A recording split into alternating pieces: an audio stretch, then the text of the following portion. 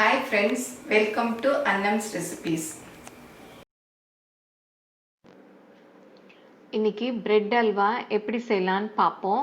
இதுக்கு தேவையான பொருள் என்னென்னு ஃபஸ்ட்டு பார்த்துடலாம். 6 ஸ்லைஸ் பிரெட்டு, அரை கப்பு சீனி, 1/4 கப்பு நெய், அப்புறம் ஒரு 10 முந்திரி பருப்பு, 10 கிஸ்மிஸ் பழம், ஒரு 1/4 டீஸ்பூன் ஏலக்காய் பொடி, அப்புறம் ஒரு 1/2 லிட்டர் பால். அவ்வளோதான். இப்போ எப்படி செய்யலான்னு பார்ப்போம்.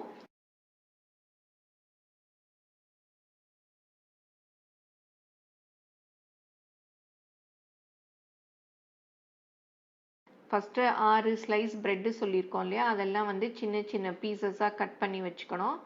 அப்புறம் நெய்யில் 1/4 கப் நெய் சொல்லியிருக்கோம் இல்லையா, அதை பேனில் ஊற்றி அதில் முந்திரி கிஸ்மிஸ் எல்லாம் நல்லா வறுத்து அள்ளி வச்சுக்கணும். அதே நெய்யில் கட் பண்ணி வச்சுருக்க ப்ரெட்டை போட்டு நல்லா ப்ரௌன் கலராக வர்ற வரையும் வறுக்கணும். அப்போ தான் ப்ரெட் அல்வா நல்லா டேஸ்ட்டாக இருக்கும்.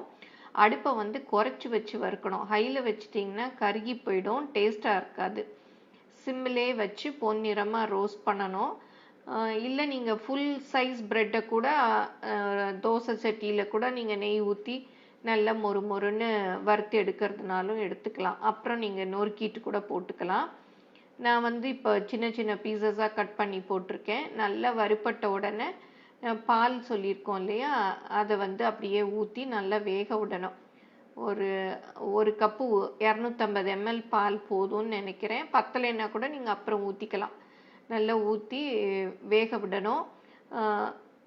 நல்லா கிளறிக்கிட்டே இருக்கணும். பாதி வெந்த உடனே சீனியையும் போட்டு ஏலக்காய் பொடியும் போட்டு நல்லா கிளறிக்கிட்டே இருக்கணும். அது நம்ம எப்போவும் எல்லா அல்வாவும் செய்கிறோம் இல்லையா, அதே மாதிரி பாத்திரத்தில் ஒட்டாமல் சுருண்டு வர்றச்ச முந்திரி கிஸ்மிஸ் எல்லாம் போட்டு வேணும்னா அது நெய் நம்ம ஊற்ற இழுத்துக்கிட்டே இருக்கும். வேணும்னா கடைசியில் கூட கொஞ்சம் நெய் ஊற்றிக்கலாம்.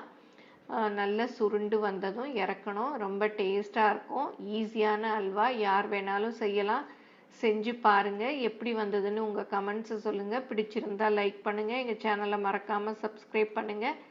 ஃபேஸ்புக் இன்ஸ்டாகிராமில் அன்னம்ஸ் ரெசிபீஸை ஃபாலோ பண்ணுங்கள். தேங்க்யூ.